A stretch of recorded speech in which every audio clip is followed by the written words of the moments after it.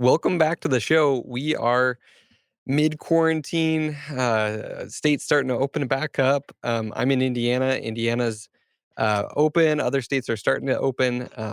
Very chaotic, difficult times for everyone. Hard conversations with team members, trying to get your hands on PPE, try to establish your new protocols. I'm feeling it. We're all feeling it. And this will pass. But it does. Sometimes it doesn't feel like it. I've got Abby in here in the recording booth. So if you hear giggles, that's my daughter Abby. So I really was grateful for this interview. This lifted me up. This gave me some new tools, and I think you guys are going to be really excited for it. Pretty amazing opportunity. And I introduced her in the show, so I'm not going to introduce her now. But amazing guest and just an instantaneous friend. I love finding people that are instantly warm and there and engaged, but have a depth of expertise. And our guest today has all of that and more. So here we go with our main interview. Welcome to the Shared Practices podcast.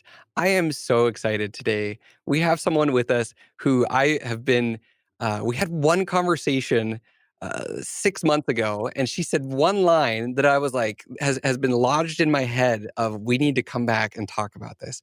I have with us today Regan Robertson from the Productive Dentist Academy. She is the president and CMO and is also the co-host of the Everyday Practices podcast with Dr. Chad Johnson. Regan, welcome to the show. Thank you so much for having me. I love seeing your face, and I'm just excited to be here. Well, thank you for coming on. I think we met at DSI, Dental Success That's Summit, right. DSS, last year. And it was like you and Reese were talking, and then like we started talking, and I was like, who is this person? And then we set up a phone call because we had such like an engaging, dynamic conversation out of the blue, like just barely having met. We had a phone call a few weeks later. I remember hiding in my closet on a Saturday morning, my podcast closet. The kids were like, running around somewhere, and I was just trying to have a conversation and like keep quiet. And you shared some of your journey and some of your background and how you've built and grown things within PDA, within the Productive Dentist Academy, and marketing and all these things and design. And we were diving deep. And I told you that we were going to do a season on leadership, culture, and change. And you said this line that I was like, oh, yeah, that's good. We need to talk about this. So do you remember what it is, or do you want me to paraphrase it for you? Well, I think you gave me a little hint to it, and it was there's a Jedi mind trick to how you perceive your culture. Is that close enough, Richard? Yeah, you said that if you look at your culture as like where you want it to be versus where it is now, there's a difference to that. Looking at culture as this like expectation or this like perception of how it should be versus what is my culture like actually right now. And I was like, oh, that's a light bulb moment because we totally have a lot of baggage around this, around like what we think is the ideal dental practice culture. And then we go to work and crap happens and people are frustrated and not everyone is as gung ho about the practice as you are, or you have off days. And the culture is not living up to that standard in your head. Yeah, Do you think that happens often? I think it happens every day. I Everywhere? think Yeah. everywhere, every day. I think it happens in family dynamics. Mm. I think it happens in business dynamics. I think it happens in community dynamics. I think it's happening right now in our country's dynamic. Yeah. I think the reality of what we're facing as a country right now, there were a lot of preconceived notions of who we are, how we were prepared, and we really appreciated that story. When I was a child, I always grew up, USA's number one in everything. We are the Yeah. best, and crisis is a really exciting opportunity. And I hate to say exciting because there's a lot of devastation that comes from that. But when this happened, I knew that we were being tested, and in a really exciting time in our history, because it is going to expose our cultural budget versus actual. Okay, Really? so explain that to me, because I had to admit, I was like, I pretend to know what I'm talking about a lot of times. And you brought up that term pre-call, and I was like, I don't know what that means. What does budget to actual mean? Yes. Okay. So in the business setting, if you take your profit and loss statement and you know what you are going to have as your overhead, you know what costs are going to be, and you have forecasted out what how much dentistry you think you're going to do and what your collections are going to be. So you've got that in your head, and at the end of the month, the books close out, Mhm. and you get with your accountant and you say, okay, let's review. Where did we actually come in? That's your actual. So, what did you perceive it to be? What were you shooting for? What was your goal? And then what was the actual? What was the reality? Mm. And when you see that reality, whether it's above, whether it's below, the goal as a successful business person, and this applies to culture too, isn't to have massive highs and lows. If you have an extremely good month that goes way beyond what your wildest expectations were, that isn't necessarily a reason to celebrate. The question is, what did I do? And how can I make it predictable so that it will take me into the long game? And when we Interesting. talk, does that make sense? Well, and something you just said, like, that's kinda hard for me to wrap my brain around, that you might not necessarily want a high month, but then I realized if you have a high month and you didn't know why and you didn't plan it, then you're Mhm. like, "How am I gonna repeat this?" Yes. Yes. Okay.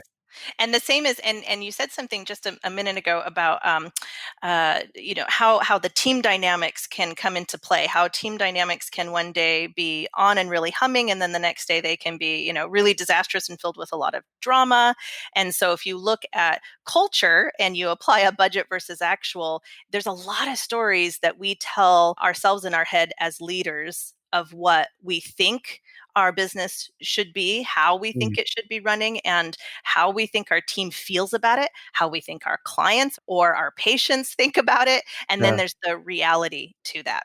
The best advice I could give anyone is take that mask off. I took the the budget off, so I took my forecast off and I said, let's start with today. What things are we doing today as a team that support our mission, that support each other, and that can be repeatable in the long run so that we're not just in an enthusiastic beginner stage, so that we aren't, just running on adrenaline, but that we can be sustained long term so we don't burn out, because I see dentists burn out every single day. I see hygienists burn out every single day, and it hurts for me to see that, because they Mm. have pushed themselves so far forward, they've kind of lost themselves in the process. Was there a moment when this kinda clicked for you? And if it's, too painful of a moment to think back on, or, what was the learning for you to get here and realize, "Okay, I have this perception, I have this, like, standard of where it should be, and Mhm. we're not quite there," and facing up with that. What is there a story there at all? Sure. Yes, I could share a story with that. Absolutely. I'm gonna turn it inward, and I'll put PDA kind of on scene for that. So, I love Productive it. Dentist Academy has been around since 2004, Okay. and I joined it 9 years ago. So I came in as the art director actually for the marketing agency, Mm, and was blown away by Dr. Bruce Baird's message and Victoria's consulting team that she'd put together to put those messages into action. mm, And I knew that from that moment on, I wanted to help support independent dentists in telling their story and attracting patients that understood that particular doctor's philosophy of care. And we've done so, for thousands of dentists. It's been a really, really fun journey. Well, as I grew as a leader, PDA really practices what it preaches, and they gave me opportunity after opportunity after opportunity. I never had an end goal in mind. I never had a job title that I was aspiring to. I never said, "Oh, I'm going to come in and run this puppy." That was right. not You would be the that. president here. Right. That was not my goal. My goal though was, how can I help? How can I help the team, and how can I help people achieve what it is that they're looking for? And that when I stepped into being COO in 2016, I had a lot of nerves around that. Could I do this? I saw Mhm, what needed to be done, but could I assemble the right team? Could I assemble the right players? Could I make sure they were happy? All of those pieces came with it, and with the wins came the confidence, mhm. and with the failures, there was your point of choice. There was my point of choice as a leader. So with the failures, I could choose to cover them up. I could choose to explain them away or Mhm. excuse them away. I could choose to let my ego get in the way, which I think my ego did get in the way off and on a little bit. And I found out really quickly how that hampered success in the long run. Mm. So you could let all of those, you could let your pride, I mean, I could go on and on about all the things that could limit your success. Or you could say, let's look at the situation as it is right now and say, so for example, are we delivering on our word all the time, and what are we using to measure that? So are we looking at the raving fans that we have coming in? Do we have doctors that are their metrics aligned? Are their numbers aligned? Are we really growing them the way that we want to be growing them? Mm. And what is being said about us in the market? And all of those indicators for us took all of the fear out of living up to the budget, and it made the actual something that was a game, something that was really fun to aspire to, if Mm. that makes sense. Because it took I see leaders get into this fear mindset, and they just sort of freeze and they shut down. And especially right now with the crisis that's going on and all of the information being thrown at leaders right now and business owners right now, the tendency to just pull the covers over the head and just kind of freeze and wait, that's a Yeah. normal response, but it just comes from a fear of not knowing. So how do you get yourself to a place where you can know? And that's the reality, and that's a really, really good place to be. Um, there's a book. Oh, let me see if I wrote it down for you. I wanted to share it with you. I was really, really excited. It was, Michael Brody. So Michael Okay. Brody wrote a book, Great Leaders Live Like Drug Addicts. What? Yes. I'm I didn't writing want it to bring down. you a boring book. Live like drug addicts? Live like drug addicts. How to lead Okay. like your life depends on it. That's awesome. Yeah, so I'm gonna be honest, I've only listened to a podcast about it, but it's already in my Amazon cart and I'm going to read it. I was so wrapped up in what he was saying, and it was about facing the reality. It was about facing how you cope, really. So when you think of addiction, think of Mm. coping, think of covering up. And everybody does it in a different way. One of the cliches out there right now is be authentic. So practice Mm. authentic marketing. It's all about authentic marketing and meeting your patients there and being real. Well, what does that really mean? Like, what does Yeah. that mean if you're going home and drinking all night and you're, blown through a couple of marriages and you're, kind of addicted and burying up, your Market feelings and that. work? Put that out on Facebook, that'll get you new patients. Right. Exactly. Maybe another spouse at that point, so Yeah, yeah. So just I mean, being in dentistry for about a decade, I've seen the good sides that have come from facing the reality and saying, you know what, we are all pretty flawed. We all, I think you lovingly said, hey, we all kind of suck at this. We all suck at the game of life. yeah, and I feel like leadership is like the biggest downfall of this season, and I've said this before on this season, is that we're gonna come out with like a bunch of fluffy, like, be a good leader, but really you have to learn it by doing, and Yes, you're gonna screw it up. yes. Um, it's so setting that expectation of like, you know what, I'm gonna be patient with myself because I'm gonna try and like lead my team and make this change and make everyone better and happier, and they're not gonna respond the way that you want them to. Yeah, you you Um, can you cannot make anybody happier. That's a hard yeah. lesson. My my favorite cliche right now that I've been on quite a horse about is stretch yourself, get out of your comfort zone. If I hear that one more time, Richard, I swear. Okay, fair So enough. I have figured out a hack for it though that has been helpful to me because I have pushed myself, and I love getting better, knowing more, learning more, sharing it with people. I mean that I agree with a lot of our doctors that you could put me in the CE junkie category. But what does it mean? Because when doctors are burning out or team is burning out, then that tells me that there's something unhealthy about stretching yourself into this lack Mm. of comfort zone. And what I've seen for myself, and I've seen for dentists who I kind of put in the productive category, meaning they're thriving and they do have a good healthy balance, is they know what excites them. They know what they're good at. They know what they want to do and who they want to be.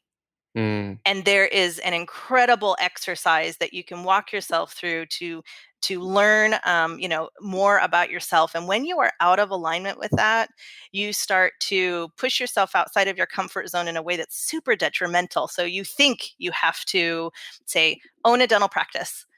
I have talked to doctors before. Like there was one in one of the events that I went to, and she pulled me over and she was crying, which happens more times than I mean, I've had a lot of crying stories, but she was Crying in the, doctors left and yeah, right. crying doctors. And it hurts me because, they're at that point. They're being vulnerable.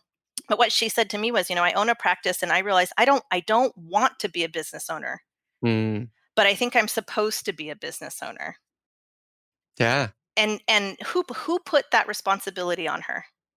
Well, I sometimes feel bad, like, our show, I'm like, I don't want to push practice ownership because that's what our whole show is about, and Yep. that's why season 1 of the podcast was, "Should I be a practice owner?"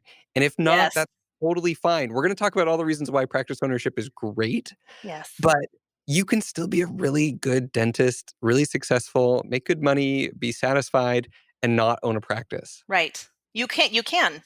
And if you're in the opposite, seat of it and you are an associate or you're practicing for somebody else and you're not owning and you have an itch, one of the tricks that I told myself in taking all the restrictions off was, what do I love to do that I would do all the time regardless of a paycheck? What And fuels me? What is fun for me? You had a guest on a few episodes ago, and he mentioned that he bought Twin Peaks. He bought the Twin Peaks like DVD set, but he hadn't even watched it yet because he loved, the business aspect of running the practice so much. mm, And if you can do that, if you can, when I was building my career, when I was a teenager, I convinced my parents to buy me a very expensive PC computer. And I got all of the graphic design software and marketing software that I could. And instead of going out, I never went to bars. I wasn't really into that. But every night I was designing. Every night I was reading something. I mean, I was so passionate about visually telling somebody's story that it just pulled me to where I am. mm. And so, in this particular scenario that we're in right now, and talking about major cultural shifts and changes, ask yourself those questions. And I think a lot of doctors are right now, and I think a lot of team are right now. Is this really what I want to do? Because if you don't know that and you can't answer that, how on earth are you going to lead your team to fulfill the mission of the practice? Totally. And sometimes people are having to make the choice right now that dentistry, this is not what they signed up for. They're kind of over it Yeah, and they're going to move on. And that's hard. yeah, So I'm going to be honest here, but one of my big things is owning a dental practice. Like for me personally, over the next 10 years, my goal with owning practice or practices is that my team's life and work experience is better. They're happier, they're better off, like, they're better people because they've worked at that office, and the office as a whole is doing better, and that seems really hard, in all honesty, to be able to do both where it's like, these people are trading their lives for an income. yeah. Everyone has to make that choice of like, I'm going to give my time and attention to being a front desk team member here or an assistant at this office. And you spend years and years and so much of your life in that office. Mhm. And is it something where at the end of that you look back and you're like, well, I was really just doing it for, the income and being at the office wasn't what I was about versus can I create an office that people want to be there. They want to serve. They want to be part of that team. And honestly, that thought um, intimidates me like a little bit, like Of because I course. feel like how can I do that, especially when some people aren't as into it Yes. as Some you team are. members, you mean? Some team members are not as into it, and at the same time, budget to actual, you're talking about, it's like in my mind, everyone should be all about the dentistry and all about the office and all about the numbers and all about caring about the patients. And some people, in all honesty, just are never going to be that excited about everything. Oh my goodness. So yes, Dr. Bruce Baird calls it being uncommon, and it is particularly difficult to have everyone in the team having an owner's mindset, because in theory, if you're showing up as a practice owner, then you are passionate about what you do and you believe in it. And so I Yeah. think what you're asking is how do you craft a really powerful team that's aligned, that may not be an owner, but they are incentivized in a way as if they are. Yeah, absolutely. And and so that it's coming from, it's like I want them to want it. I don't want them to Yes. want it because I want it and there's carrots and sticks. Uh, There's carrots and sticks. Oh boy. yeah, I mean, because you can be that leader. You can come in and say, if you don't do these things, here's the consequences. If you do these things, here's the consequences. You get good consequences and bad consequences. Which ones do you want? Okay, let's do what I want you to do. Well, there's there's three parts. There's three parts to a dental practice, in my opinion, that separate the average practices from really productive, thriving practices. And the first is your knowledge on business acumen. Mm, How do you physically prepare and run a practice? And that means, being an HR person, understanding how your taxes are set up, regulations, marketing, all those pieces. In addition to you practicing, which is the second part. Congratulations, dentists. You get to do all of that. Plus, you have to be really clinically competent and taking your additional CE and learning all the time. So if those two things are humming and you don't have the third pillar, which is clear communication, mm. you're out. You will fail. I think I read, what is it, like 80% of small businesses fail within the first year? Yeah, well, and fortunately, dentistry tends to skip that statistic, but Yeah. so many people try and start something like this, and they can't put all those pieces together at once. Right. And I think using a word like vision or mission statement, to be equally vulnerable with you. I mean, my whole career has been around communication and marketing and visual design, and I have struggled with that my entire career. It's a big word, Richard, like vision. What is your vision? I mean, Right. let's make it simple. Let's break it down. Dr. Richard wants to achieve what by what time frame, so you can what. And if you so start as a leader, as a dental and your doctor in your practice, start with that. Ask yourself that question today as you are looking at the team and looking at kind of the shambles that are sitting around you, and your PPE issues and your PPP issues and everything. Right. What do you want to accomplish first? And yes, ask yourself the question, why did you get into dentistry? And I have heard multiple dentists say, well, I like the lifestyle it gave me. Ugh, that's a hard place to start with. But I've heard them say that. Haven't you heard them True. say that? No, and I've had people, good friends of mine, who've been on the show who have said, "You know what? I don't love drilling teeth as much as I thought I would." Mm-hmm. Mm-hmm. But they don't mind running the business, they don't mind doing other things, but, yeah, sometimes that is the case. My I think one of the best decisions I made along my career, and if I ever write a book, I will absolutely title it Commit Career Suicide. Okay. Because when I joined PDA, all those 9 years ago, I was on a specific trajectory, and the role that I had was fairly prestigious, and it had a lot of kind of fun tied to it and whatnot. And the comment was made to me: "You were going to go be an art director for dentists. You are committing career suicide. Good luck with that." Wow. Someone said that to you. Oh yes, yes. Wow. And if you're not confident in who you are, if you are living under a fear factor, which I think especially now a lot of people are living under that shadow, you might question your decision. You might stay behind. You might let someone else dictate your dream. So, who is dictating your dream right now? Right?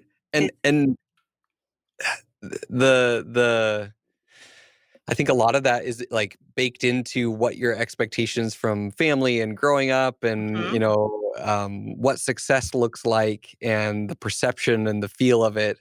Um, but I really liked your really concrete example of how to come up with a vision mhm. Can we try that here for a second? Absolutely. Let's do that for like a hypothetical practice who is currently closed Yes.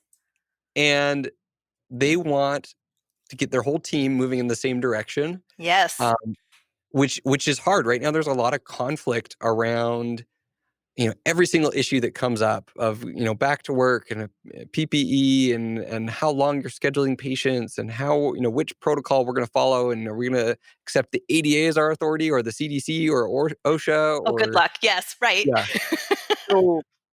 So there can be a lot of conflict Yes. in amongst team members and dentists and hygienists and everybody. Um, so how could we craft a vision statement that would get us on the same page, moving in the same direction? So you said, Yes. "What do I want by when So and you what?" can do So what? you can, okay. So let's say I want to be able to safely treat patients as a team at the capacity that we used to in 3 months. So Dude. Okay. So you can what? we can this is the hard part that Mhm. I want you to help me with this because It's I okay. don't know what to put here. Like, What is what this problem what problem do you solve for patients? When they come to you, what problems do they have? well, so one that's striking home right now for me is, I was brushing my 4-year-old's teeth last night or 2 nights ago, Renee's teeth, and I looked up there and I was like, "Is that a cavity?"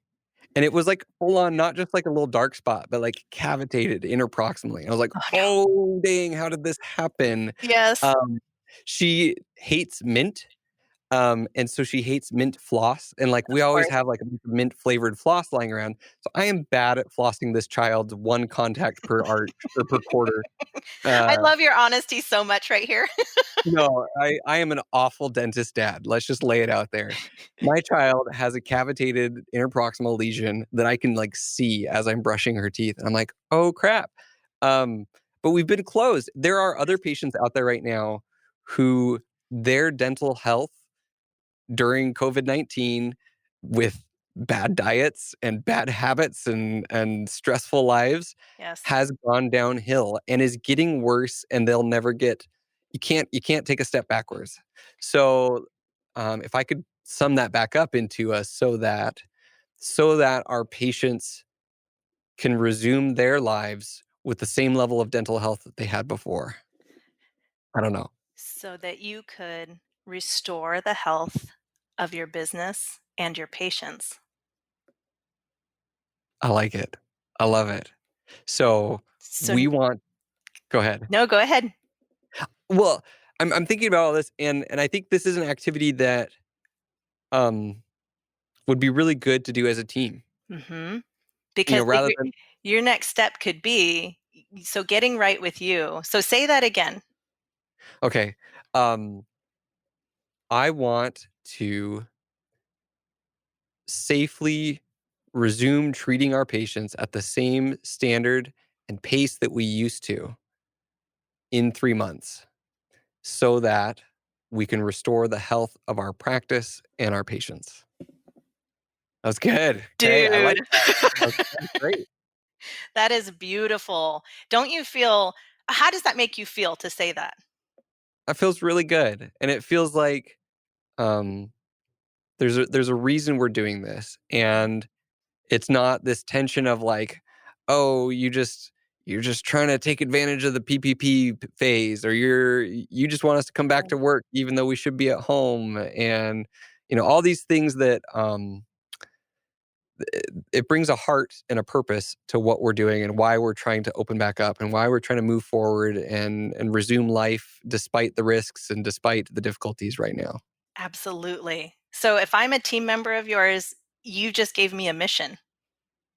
You just gave me a mission that I can get behind. Has nothing to do with a paycheck, has everything to do with my community. I'm on a team now that's going to restore the health. I mean, the whole nation right now needs a lot of that loving care, and they need to be building their immunities. They need to have oral health as part of that essential plan. And for me, to hear that dentists aren't treated as essential. And I understand all the risks around it. Let me say that, but I think psychologically that has hurt us, and we deserve strong leaders like you to get the team back on board. So the next thing you could do is say, okay, this is my vision. I own this practice. I lead this practice. This is what we will do. So as a team, we want to achieve X by X to X. And you can go down into each facet of the practice as hygienists, as assistants, as admin, and they can be empowered to own that piece that fits into the larger vision. Mm. And that's awesome because I'm thinking about all the challenges. It's so easy to get caught up in all of the roadblocks right now between this moment and 3 months from now, and being where we want to be. Um, and one of them is even like that came to mind while we were talking about this is how difficult, and we talked about this before the show a little bit, how difficult it is to convey our message and our emotion, our care for our patients through these layers of PPE coming in like Yes. stormtroopers with shields and masks and everything and stuff fogging up while you're trying to explain treatment to patients. Um, it's hard to communicate with each other even right now. You can't even see the facial expression. So Yes. I there's a lot of challenges. But if we've got a vision, we can start to get there. So, but I wanna talk about this too, this Yes. communication piece, because this came up Absolutely. before the call. Um, Nonverbal communication, talk to me about that. Like, why is that so important, and how are we gonna deal with this? Well, I'm somebody who loves words and I love talking. And when I was in fifth grade, my teacher used to tell me that I was his favorite pain in the butt because I had to talk so much. And so Mm, I've always thought that communication is talking. It's talking. And what I realized over time in observing people, specifically around conflict, which was really interesting to me, I realized that two people could be saying the same thing, but because of their emotions and because of their body language and their tonality, man, everything got just like the wires were crossed. It was like static and they couldn't hear each other. mm, And so for me, when it comes to nonverbal, I'm extremely passionate about talking about how that's really makes up, I think it's 93% of effective communication is actually done through facial expressions, tonality, and body language. And you are right, you are at a complete handicap if you have. I actually had the test, the awful COVID test, and I had to oh, drive in, yeah, back in March. I did not have it. I had to drive in, couldn't go into my doctor's office, underneath a blue tent, so I felt like I'd been singled out by all the other cars in the parking lot, like they know she's infected. And they came out in what looked like a hazmat suit, head to yeah. toe, double gloves, double blue gloves, a face mask, and then the plastic shield.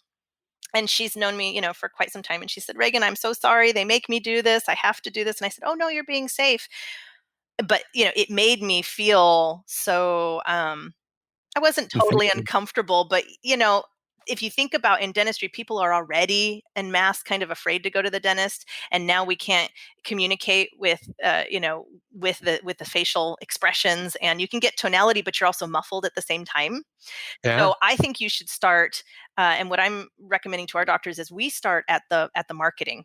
So go all the way back. So whatever you're doing today, regardless of the past 2 months, what you have done, are you reaching out to your patients now? Are you going old fashioned? Are you calling them on the phone? Are Mm, you making videos without the mask? Are you doing Facebook Lives if that's where your patients are living? Are you doing creative co-branding things like contests and things that are fun that kind of infuse some of your values as who you are as a practice, so that they can experience you in ways other than just here's a letter, we're temporarily closed, we'll let you know when we're going to yeah. reopen, but right now we don't really know. And then once they get there, making sure that you kind of up your protocols a little bit, up your chances for communication with that client. And if you have a waiting room television, or you have televisions in each operatory, it doesn't take much. I mean, if you have an iPhone or a smartphone, you can make a video. The patients aren't asking for perfection. They're not asking for high production, but they are asking for you. So make a video and put it in the waiting room, put it on the TVs in the operatory, I laugh when you say that because we have now established a protocol where patients show up and they're in the parking lot, Yes. and that is the waiting room. Is Yep. maybe we just send them a link Yes. and they watch a video while they're sitting in their car. Dude, so my pastor does this with us, which I think is totally smart. And he started sending. I get little text notifications, and it Yeah. used to be just like once a week, to kind of talk about what series he's going to talk about or something fun. Well, now he will send out little texts more than that. There's just a quick message. Just wanted to say hi to you. You could even do like a hello greeting. Check out this link right here while you're waiting. And yeah, that would be really fun. And if you even know how long they're going to be waiting, you could pair it with something fun. You could do music or something goofy. But yeah, that will set the tone. You're so smart, Richard. Super smart. No, I mean, I was like, crap, we don't have a waiting room anymore. Like we're literally trying to avoid the waiting room Yep. entirely. Yes. So there's still creative ways to do this, There and is, and don't forget the power of touch too. So I don't believe. Remember, everybody listening, I'm not up to regulations on it, but I do believe you can put your hand on your shoulder while you're there with them. So do that. And Victoria Peterson, our CEO, she is doing a 3 days to calm series right now for leaders. And I showed up for the first day yesterday, and she talked about, when they're in the chair and you're doing like the TMJ test, having them uh-huh. yawn 3 times. And I wrote about yawning 3 times in an article I did on nonverbal communication in the April issue of Dental Town. So if you yourself yawn and get yourself centered and calm before you go in to see your patient, that's great. That helps your own body language. If you get them to yawn 3 times, it gets the oxygen into their body and it Mm, slows things down. mm. So people will have a bit of anxiety going in, and that's one trick you can do to make a connection with them and get their heart rate lowered and in a better place to receive care. That's awesome. I'd never even like thought of using the exam process as a way to like, oh, hey, let's just take a deep breath. It's like a little mini meditation built into the exam. Yes, I went to see my chiropractor a few weeks ago, and right, I'm confident, I'm fine, I'm in control of my health, so I didn't think I was nervous consciously. I'm super jacked with anything subconscious. I love subconscious consumer behavior, and I'm very fascinated by it. Yeah. And I love it when I trick myself. So I walked into the chiropractor's office, and I realized I was nervous, and I thought, really, come on, you've been doing this forever. And they greeted me very chill. They had their new protocol set up, so I had to test my temperature, and I had to use hand sanitizer, and I had to fill out a little form, and they made it just so easygoing. And the doctor showed up really calm, and that was a Mm, big deal. And I know you'd asked about teams and how to get the team on board with that, and so all of them definitely have to come from that place of assuredness also. My podcast co-host, Dr. Chad Johnson, I love to pick on him because I love him so much, and I think he right. leads really well. He's going through. He's trying to eliminate PPOs.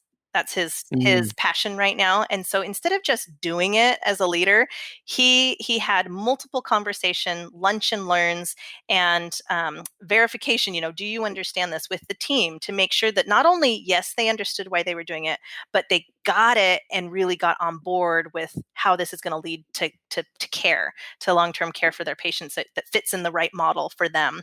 So relaxing yourself, getting your team relaxed and in that confident space, which you're doing with your vision statement right there, which is just gorgeous. You can apply that message to your marketing material going out there.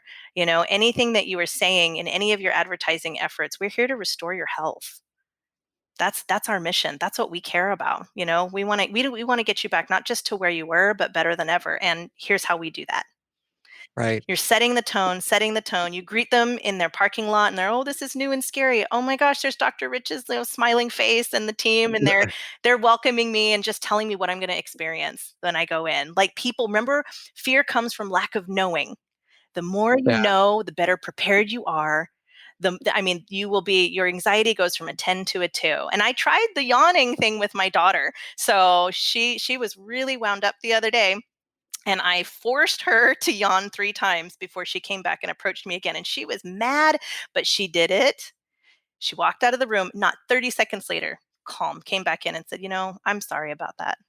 Wow. That is a Jedi mind trick right there. That's awesome.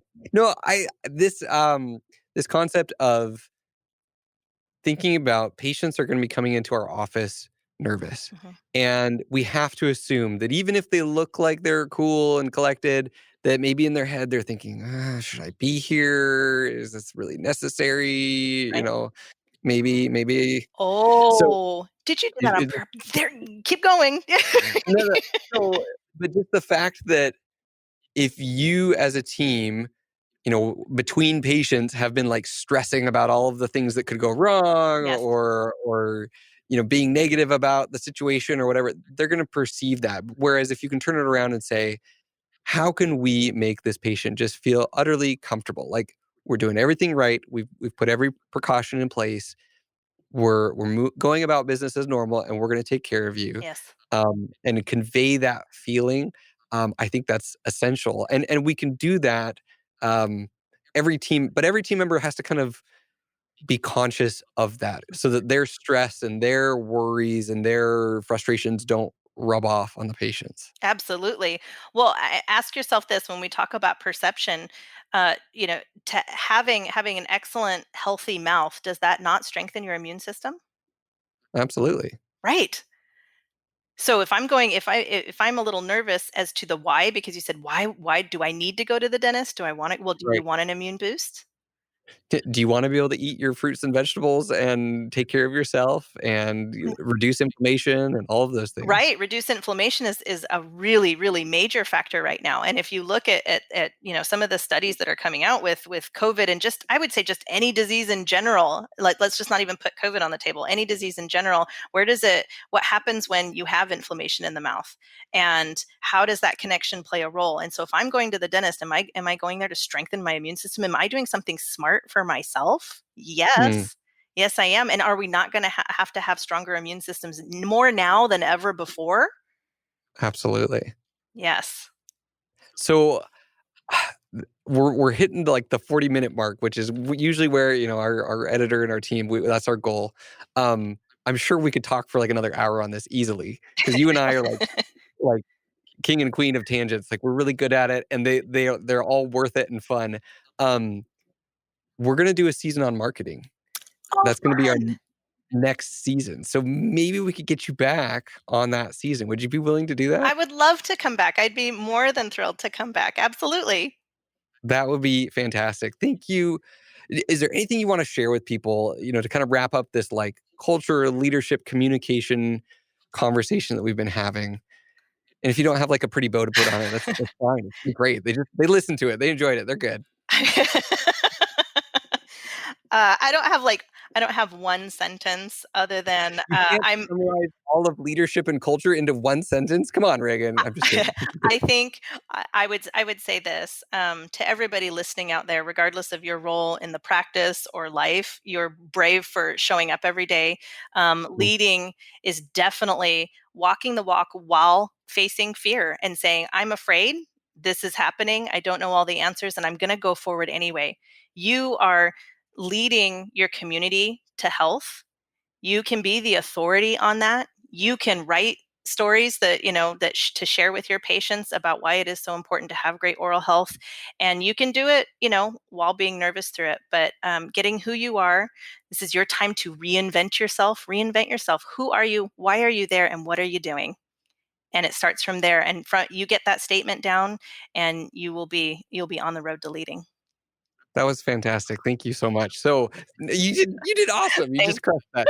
Um, if someone wants to learn more about you, about PDA, about your podcast, this is like plug zone. Where can they find more Reagan? Uh, so you can hear me every week. I think right now we're doing twice a week on Everyday Practices with Nice. Dr. Chad Johnson. I think we have all of like 10 reviews on iTunes. So if you guys want to pop over to there, Hey you can guys, enjoy it.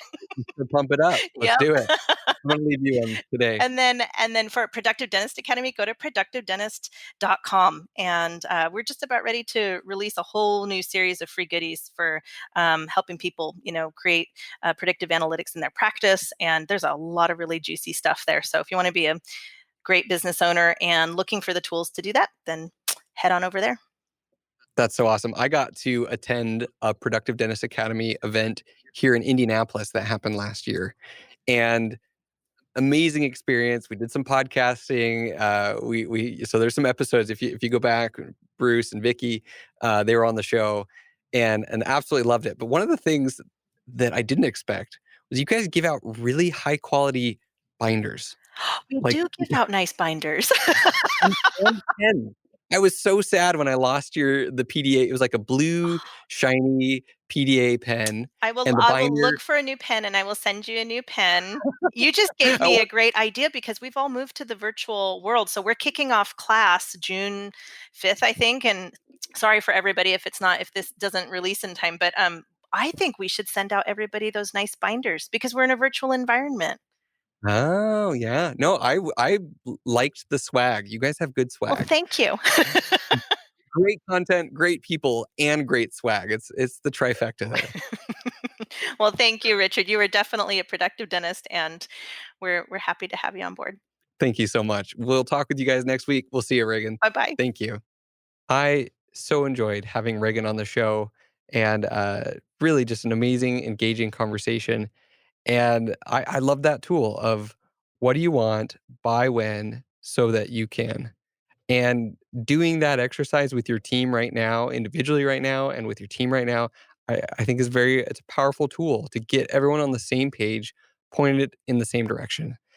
If you have not heard of or checked out the Productive Dentist Academy, absolutely do that. If they come to your area or you have to fly out there, you and your team, an amazing group of people with an amazing mission, and very powerful tools. So highly, highly recommend checking out everything they have to offer. They have multiple podcasts, many resources online. So please, please check out Productive Dentist Academy. And I really enjoyed this. So we will talk with you next time on the Shared Practices podcast. I'm excited to announce a partnership with Sandy Pardue. We are rebooting the Dental Drill Bits podcast. Sandy and I sat down and said, what if we did a podcast together? What if we did a whole season of your show together? And it works out perfectly because I have a ton of questions and she has a ton of answers. So we combined my skill at asking questions, but not necessarily knowing the answer, and her skill at answering every single question with a wealth of knowledge, specific examples, and experience. If you want to get your dental practice organized, if you have trouble with understanding the roles and the functions and the systems of your office, join us every Tuesday on the Dental Drill Bits podcast.